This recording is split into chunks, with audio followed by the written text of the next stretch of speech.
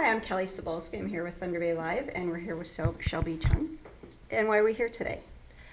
We're here today. I'm running in Northwood in the upcoming municipal election on October 27th. And yeah, I thought I'd stop by and we'd have a little chat. And do you have hard questions to ask me? No, it's not about me. It's about you and what you want everybody to know about you. I feel like I should be interviewing you, Oh, okay. asking you all the hard questions. Poor girl. Anyway, you can leave that in, that's fine. Okay, so a lot of people are asking me what my platform is. And really, as a new candidate, I didn't think that having the hard-nosed platform and going door to door saying this is what I'm going to do for you. The thing we've learned over the summer is that the platform is actually developed from the people in Northwood. There are 3 top issues in Northwood so far, and we've knocked on about 3,600 homes. Wow. Infrastructure is a huge issue in Northwood. With the flooding in May 2012, it's a number of people are very upset about the lack of infrastructure in Northwood. 2, a number of people living on fixed income because they're retired. We have a very high retirement population in Northwood. Oh, okay. So we have a lot of people very concerned with their tax dollars, and because they don't have the opportunity to go out and find a job to offset the cost because they are elderly and whatnot and receiving a pension. And the third is crime. Yes, big issue. Yeah, it's a very topical issue right now, especially with the number of murders that we have here. But it's also the petty crime that happens in the neighborhood. A lot of smaller cul-de-sacs, quieter streets. They get people coming through, rifling through their vehicles, keying their cars, breaking their doors. And when you have that constant hum of crime in the neighborhood, people are getting very upset about it. And it's what kind of things can we do to fix this? I think just spending more money to solve the issue. I think we need a more resourceful approach. Just because if people are also complaining about taxes, but then they also have we have some needs in our community. We had an interesting conversation earlier today with Jack Mallon, and he was mentioning we start things like a neighborhood watch group. I mean, forgive me if I'm wrong. If there is a neighborhood watch group, I just haven't seen it, and I've knocked on many doors. It's reinstating things like that where the citizens take control back of the streets and not just relying on our police and sitting comfortably on our couch and peering out the window every now and then, make sure our car hasn't gone rifled through. So That's really rough to wake up in the morning and find there's been damage to something you've worked hard for, and it's either keyed or rifled through. It's a violation of yourself, first of all, and things you worked hard for. And is that, like, when you were knocking on doors, was that a lot of what people were saying in neighborhoods, that they were getting that happening to them? Now, the thing with me is that I've never really have seen that because I do live on a busy street. I live right on Redwood. I live in a duplex. It's a very unassuming house. Okay. So we get there's a lot of lighting, a lot of foot traffic going by, so we don't really see that. But as soon as you get on the quieter streets, the nicer homes, a little bit bigger of a target, then you start to hear those stories, and it's really unsettling that this is just happening around the corner, and what's being done. And I understand the police forces, they do an excellent job. Yes, they do. The beat officers, Lars and Bob, and congrats Martin. I think it's Martin's last day today. Oh, wow. Because he's retiring. Congratulations. So thumbs up to Martin. But they're being overburdened. And these are things that we can preemptively do. And there are things we can do. And I think if we get enough of us to put our heads together, we can still keep within our tax bracket and What about cameras still manage on the streets? I know there's a number of discussions about eye in the sky, whether for or against. I personally own a shop. I have cameras in my window. They're very visible. People can see them, and I think that does act as a deterrent for some crime. But when you're intoxicated on non-palatable alcohols or whatnot, or have mental health issues, you're not paying attention to the camera, and that's just the reality of crime in our city. And that's. I think what New York Mayor did, Ruby Giuliani, I think. Yeah. He implemented the carrot stick campaign, they nicknamed it, and they started focusing on petty crime before they became big crimes. Right. And this was in the 90s, and what he did, it really changed the city's percentages of crime, like 70, 60, 70 here, and whatever the crimes were. And New York became safe. I mean, we're not New York, but our crimes are of that of a bigger city.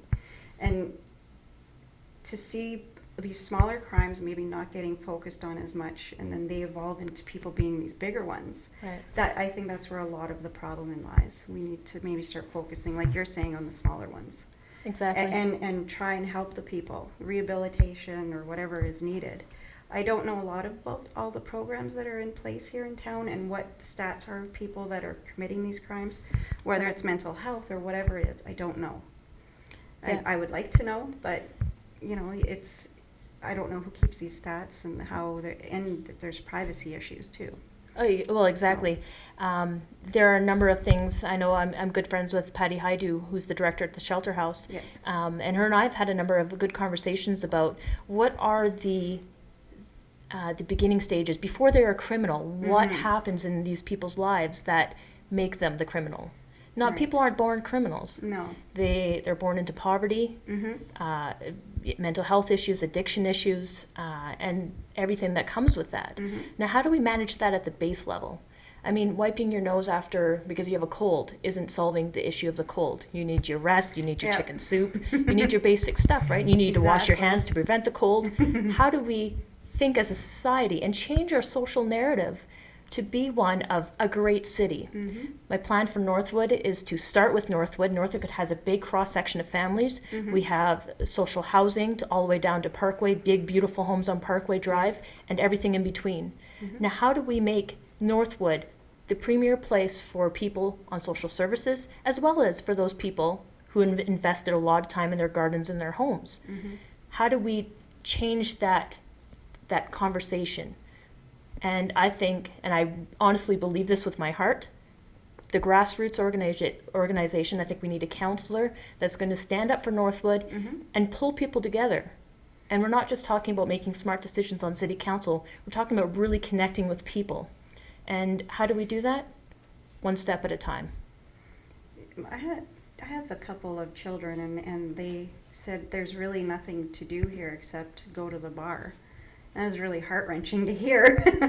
They're now older, but it's just, what? Like, Right. That's horrible. Like, what? Get involved in Taekwondo, maybe join a youth group, I don't know, do something. But they're not interested in stuff like that. Like, the kids seem to want to go out and hang with their friends somewhere. Maybe more parks, like the skate park here on the waterfront. Why wouldn't there be one in the Northwood area? Or is there? You know, that's interesting you brought that up, because we do actually have a community center. Okay. Can you think of where it is? The west, is that where the soccer field is? There's a soccer field, but it's actually the Kinsman Center that people Okay. believe is our community center. Our community center is actually very non-accessible. If you look up Val Community Center online, there's a number for the city, and it's a generic city number. But then you actually go to the building, and there's a different number on the building. I've done this. I've called it, and it's an automated voice machine saying, "Sorry, you can't book this place." We're not even holding our ward meetings there. We're holding them in an old folks' home, Oh. and with no Wi-Fi. How is a busy family who don't have time to go to the ward meetings supposed to stay even remotely in contact with what's going on in our city? Yeah, I didn't even know that. Well, even our city council meetings, I don't think are broadcast anymore. I don't. Well, it's just, I think it's on a blackout from, just because of election. Yeah, my manager told me that, so. Okay, so, but they do broadcast, like if I wanted to watch, say, Monday at a city council meeting, I don't know where to turn. Yep. I mean. Oh, it's best watching it from home. You have your glass of wine, your popcorn, and Perfect. You shoo the kids off. yeah, get on Twitter and Awesome. have a chat. It's actually, there's a very active community right now on Twitter, but it's younger people and younger families. And I have a lot of followers my age. Hey, what's going on? The people are asking me, my people in my mom's generation are asking me, what's going on? You know what? I've actually read through the last 8 years of ward meeting minutes. Oh my. And That's a lot of reading. you know what it is? But you know what? It's almost like Groundhog Day. It was the same issues coming up. Yes, I've noticed that. Parking at Edgewater Park. I think that comes up at least once every ward meeting. People park there illegally and whatnot, and there's always somebody bringing up that conversation at some point. But why do we have to wait for 3 months until the minutes come out? I mean, Linda Douglas does a great job keeping the minutes, and she's very open with giving them to me. But as a younger person, I wouldn't even know who to ask. And I only know to ask Linda because she's made herself available through my connections. but it's not transparent. And I think that's what's lacking a lot on city council. My mother's generation, it was transparency meant I ask you a question and I'll give you the answer. Right. And that's transparency. And that was socially acceptable in that day. This generation, transparency to me is I want to find out the answer myself. Yes. I don't want to read a media's slant on an issue. I want to go to the original document. I want to rifle through it. I want to look at the minutes. I want to see what's going on in my community. And you're right. I want those ready at my fingertips so I can. And it is. Yeah. And a lot of. I have a question. How are people attracting younger people to vote?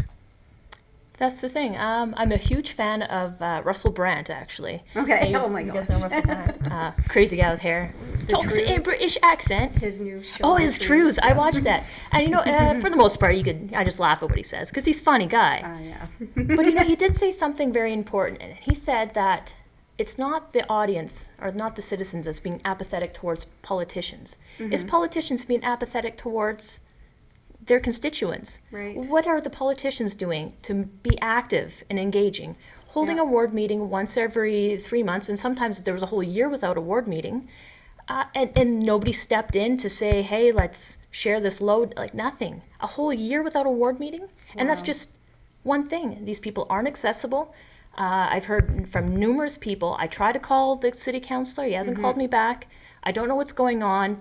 Nobody came by. My house got flooded. Even the flooding reports. Wow. November 2012, Tim Camiso came to our ward meeting.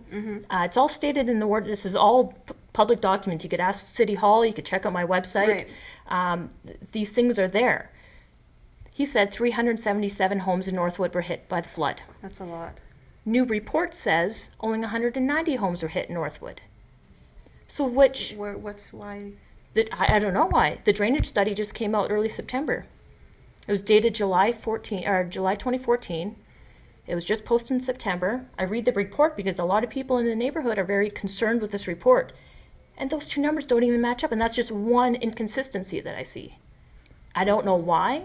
I don't know how, and I think other people in Northwood are smart enough to read these documents and say, hey, I'm not reflected in this. And that's part of my platform is to make sure that Mohawk Crescent is going to be represented in that report and to make sure that they get what they need to secure their homes. That's quite a difference in number. Just a little bit. A little bit there. Well, there's 3 different numbers of the totals too, and I don't understand why. The ward meeting, it was 1,900 homes. In the report, there's actually 2 numbers, and I don't quite understand how they did the math. They said overall 3,000 homes were affected by the flood, but then when they broke it down, there's area 1, 2, 3, 4. Okay, yeah. Area 1 is Northwood. I can't remember the other areas. I think East End and the other areas. When you add up those individual areas, it only adds up to 546 homes. So we got 3,000 homes, 1,900 homes, and 546 homes. So what number is it? Wow. And this is what they're basing their plans on. The plan is it's a good start. Yes. It's a good start. And we do need something to move us forward from the flooding. Like Absolutely. It's horrid. That flood was horrible. Were you hit at all? My daughter was. She lost everything in her basement. Oh, she was my in goodness. a basement apartment, and she lost everything. It was just covered in sewage and all. She was 22, 23 at the time. I can't remember. But anyway, regardless, she had worked hard for everything that was in there, Right. and it was just gone. Days missed of work, everything. So. And those are things you can't get back. No. There was a chance we were going to electrocute it when we were in the basement. So, because the power was still on, so we were trying to get everything out, and I'm like, we need to get out of here now. So, yeah, it was an impact on a lot of people.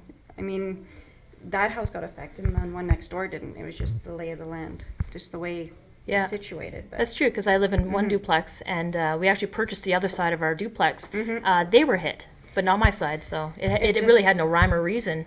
It's just the way the earth is, I guess. I guess I shouldn't say I didn't have any rhyme or reason. Yeah, I'm well, sure yeah. there's water flow. My husband, he's an engineer, so he's always explaining to me how works. that how water comes up. And to me, it looks like it's random. Yeah. But we need to have steps in place to Yes. fix this. And I think the plan is a start, but already there's inconsistencies which are troubling. And my job on city council will be to make sure that somebody is there crossing the T's and dotting the I's on this report to make sure that people are accurately represented and that whole sections of the city aren't left off. Yes, that's what needs to be done. I mean, with the inconsistencies in the reports, and those are presented, and the numbers are off, obviously. Something needs to be done. But it's good you noticed it. Like, that's really good. I mean, like, at least somebody's paying attention. Yeah, and you know, That's and good. I hope that people in Northwood, there's a number of people in Northwood are smart. Mm-hmm. They will read the reports. I mean, it's people say, oh, they don't pay attention, but you know, people do. Yeah, they do. They know who to trust. They know who to talk to. They know where to get their information, and Absolutely. I'm looking forward, and I'm hoping to be that representation and that voice on council, because I do care about my neighbors, and I do care that somebody's looking out for Northwood and putting Northwood first. Absolutely. My website, you could follow me on Twitter. It's Shelby4 with the number 4, T-Bay. Okay. So if you're wanting to know where I am, campaign-wise or whatever, call me if you want to sign.